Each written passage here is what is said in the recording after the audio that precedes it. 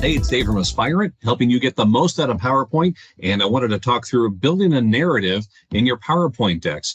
A lot of decks in master format tend to cram a lot of content onto a single slide, where they have maybe 3 slides jam-packed with concepts that should really be spread out more. So let's talk about building a narrative in PowerPoint, what that actually means.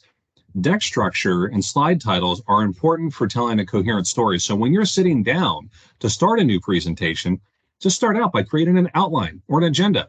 Think about what you want to cover. Break down your message into concise single sentence concepts and make sure that that's a linear progression of the story that you want to tell. This simple exercise can really help get your thoughts in order and then get those thoughts transcribed onto the slide. Once the concepts are identified, the individual slide titles, they really write themselves. A good rule to live by is to only have one primary concept per slide. Any content on that slide should then be in support of that single concept. So don't wedge more information that is necessary onto a slide when you can be more easily separating out your content into 2 or even more slides. So I'll share my screen. We'll take a look at an example of exactly what I mean. We got a pretty high level slide here.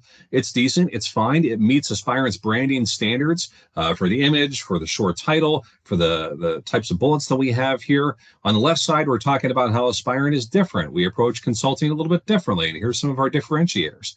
On the right side, though, we're talking about our company's overall purpose.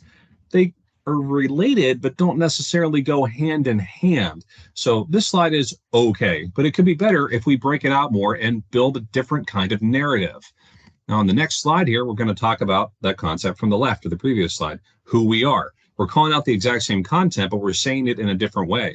And if this was a presentation, then the talking points that would go with this would just reiterate, really hit that point home, that central concept of who we are as a company and why that matters to the client.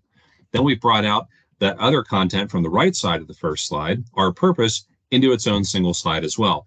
It's much more impactful this way, much more likely to be read and kind of resonate with the client or your audience that you're talking to. So it's a pretty good example of how you can just break out a couple of concepts, expand out the slides a little bit, and really hit those centralized concepts home over more slides as opposed to just jamming it all together.